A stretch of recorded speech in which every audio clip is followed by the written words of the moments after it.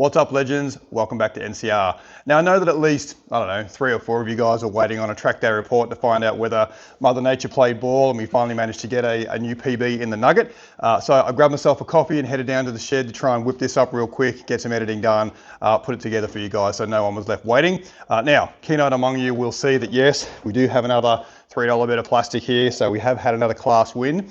And in absolutely fantastic news, Mother Nature did finally give me a break, and the track was better than I expected it to be given what I showed you guys on Facebook early in the morning. So we're going to cut straight to the new PB lap so that you guys can have a look at that. Then we'll have a quick chat around, where to from here, how the day actually went, and all those sorts of things. So take a look at the new PB lap and then come on back and we'll go from there.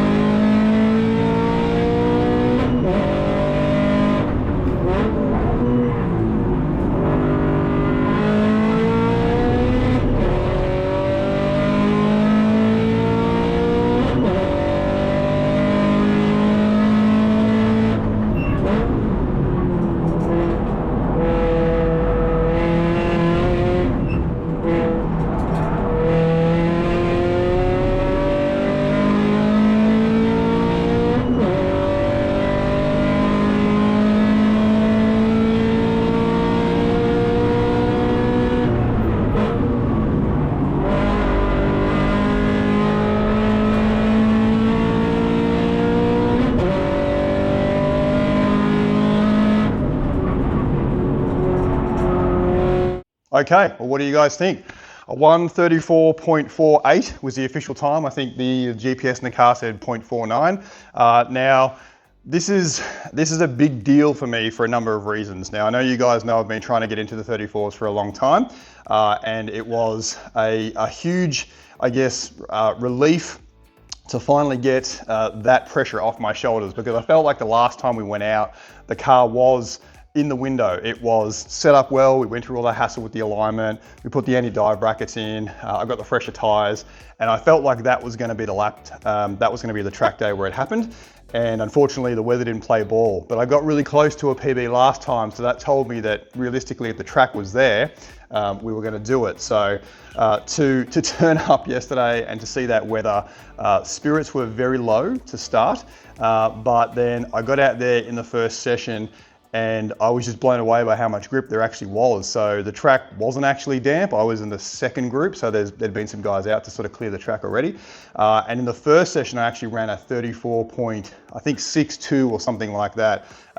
Now, the reason this matters is, as far as we know, we, as in, the 86 guys in the group chat and those sorts of things, we've looked around and we have not been able to find a ZN6 NA Winton lap time that was better than 34.58. So that was set by, I think, Z Low, and Owen can confirm, but yeah, I've chatted with Z a number of times about the setup in his car, and I'll get to that in a second. So we've never been able to find anything better. So if you can find something better than a 34.58 officially on that soft, not my uncle's cousin's brother or a mate I knew or something like that, or something done with an iPhone sensor, or some other 1 hertz GPS thing that is very much inaccurate, let us know, because as far as we knew, that was as quick as a non-turbo 2-litre 8.6 had gone around Winton.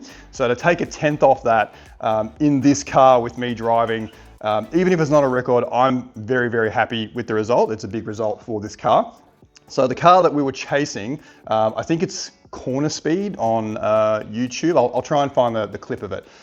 He has a 4.5 proper Cusco LSD, decent shock works, some proper carbon aero on it, and no disrespect, he's also a lighter driver than I am. So I've got the BC Golds, and I know a few of you guys sort of had a laugh about me using BC Golds, but that's what I've got. I've got BC Golds. I have a different setup philosophy in terms of how I like my spring rates and my alignment and those sorts of things.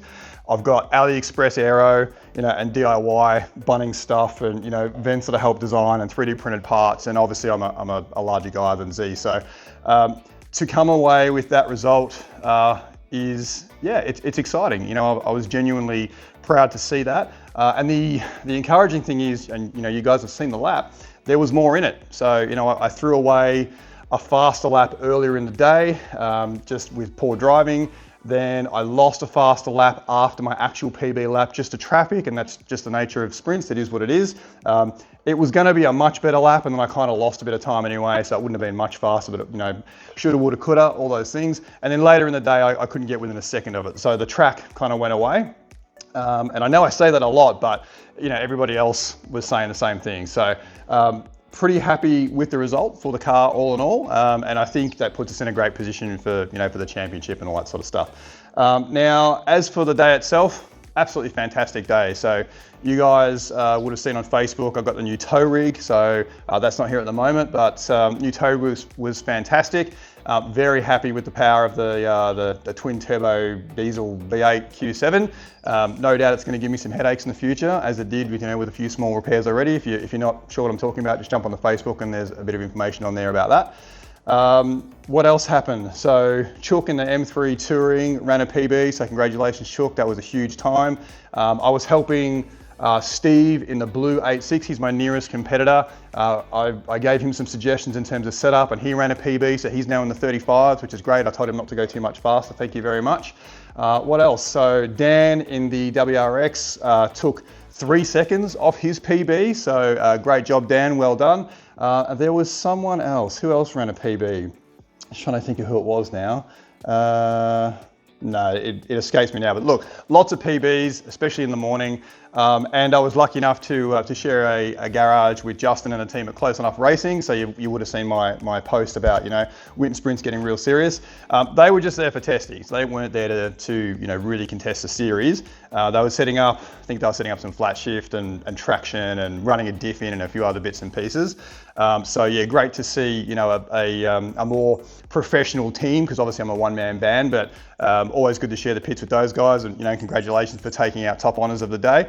No surprises, and the amazing thing is that the Close Enough Racing guys did that on low boost during testing on used AO50s and like 3 seconds off their PB. So I think those guys managed a 27.7 or something like that, which was, it put 2 or 2.5 seconds into the nearest competitor. So that just shows you the difference in raw pace for, what I'd call proper time attack cars versus, this sort of club level grassroots stuff.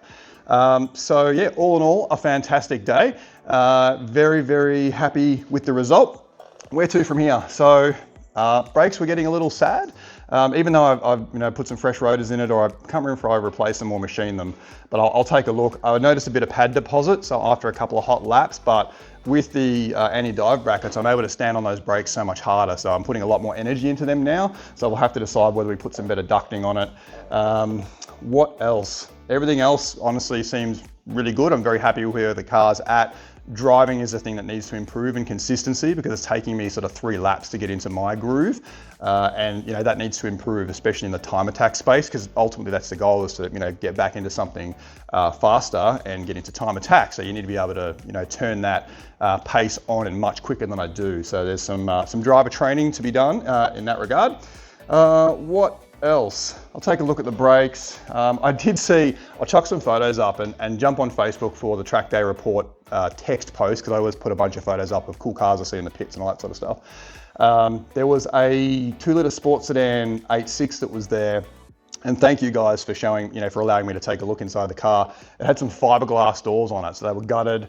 fiberglass, Perspex or Lexan up the top, and they were saying that it saved like 40 kilos or something wild like that. So instantly that, that caught my eye, but I have to stop myself from, getting carried away with this car. Realistically, a little bit of weight out of it, some more consistent driving, and you would have to think it's capable of a 33. Now I am fully aware that that is nowhere near the fast NA 2-litre stuff. So I know about the Gareth Pendlay, and sorry if I've mispronounced that, but I know about that MX-5. I have lots of conversations with Todd Higgins with the S2000. I am aware that as far as 2-litre NA cars go, this is not a fast car, which is why the boys and I were so focused on just ZN6s, because this is not the car that you choose if you really want to go fast in 2-litre NA. The MX-5 and the S2000 have got double A-arm suspension and a few other niceties, and those cars have also got a lot more money spent on them. So insofar as what has been spent on this in time and money, very happy with the result to date. Can we go a bit faster in the last round? Well, maybe. We can, we'll certainly try our best. I'm not planning on making huge changes to the car in between now and then, because I found that if you change the car too much, it makes it really hard for me to get comfortable again, get dialed and get that pace back. So I kind of want to leave it as it is and make sure that, I can try and find some consistency just through driving. Now, I will show you just a couple of B-roll footage clips from the day, and they're not all me, which is great. And then after that, I'm going to just jump up on my soapbox for a bit and have a chat about the whole Grassroots Motorsport thing, and a couple of comments that were made yesterday at the track day. So if you don't want to stick around for political and soapbox stuff, absolutely get out of here. Enjoy some B-roll footage. Thank you for watching, and I'll catch you in the next one. Otherwise, watch these clips and jump on the Facebook, have a look at the other photos and those sorts of things, and then come on back and I'll get up on my soapbox and I'll have a rant about Grassroots Motorsport.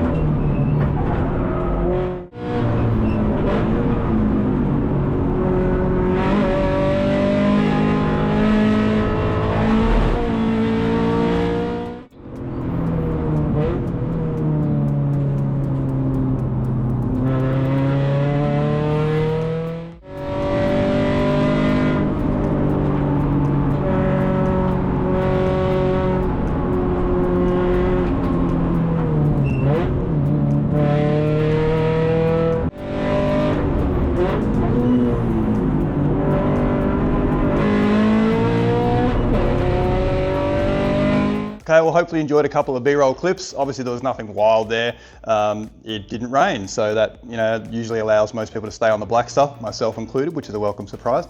But now it is time for a little bit of a rant. And again, if you're not interested in this, or you're not up with what happened, in the last round with dive bombing and all that sort of stuff, yeah, by all means tune out. But last round, there was an incident, or a couple of incidents, with a particular driver who, we as in, collectively some of the people in the series feel maybe drives a little bit ungentlemanly during the series, and that particular reel, what did it get? I think it got like 76,000 views or something and quite a few comments, so obviously that generated a lot of discussion.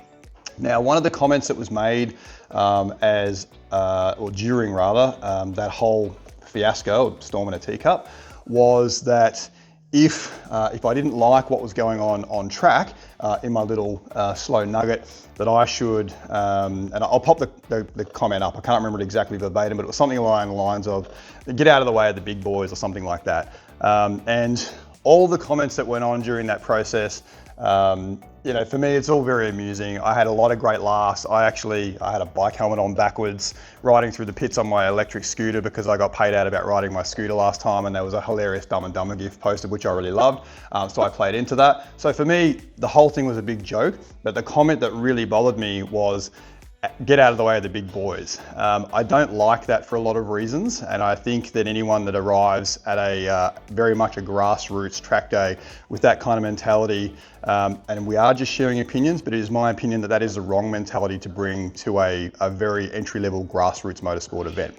So All of that said, during the presentation yesterday, we have had it officially confirmed by the clerk, of course, who during the presentation was giving Justin from Close Enough Racing his first place outright $3 plastic trophy. And obviously with Justin having run, a much quicker time than anything else that was there, clerk of course made the comment that just for everybody else here, regulars in the series, please be aware that the breakout for this series is generally considered around the 1:25 mark. So if you are going faster than that, then you need to leave this series and, I quote, go and play with the big boys. Now, what does that mean? It means that in this series, the Winton Sprint Series, there are no big boys. There are no genuinely, seriously fast cars competing. So with that in mind, and having it now been confirmed by clerk, of course, it would be great if everyone could just keep that in mind when they're on track, sharing that space with juniors, slower cars like myself, crap drivers like me, because the reality is that we all want to go home in one piece at the end of the day. It's a highly social event. It's a very fun event. It's well run. It is a great event to cut your teeth on. Make no mistake, I am an amateur driver. I am a grassroots DIY guy in my shed, mostly by myself, with a slow car. And I'm okay with that because I'm having a blast. I'm out there shaking hands, celebrating other people's PBs, helping them set their cars out. To me, that's what Grassroots Motorsport is all about. So I'll get down off my soapbox now, but we have had it officially confirmed. 1:25 is the breakout for the big boys, which means there are no big boys in the Winton Sprint Series. So let's all just keep that in mind as we go forward. So got any other questions, comments, drop them below, let me know. Otherwise, thank you very much for watching. Yes, I will say thank you to everyone who's congratulated me on the PB, and we'll see what we can do in the last round. Appreciate your time. Thanks for watching. Catch you in the next one.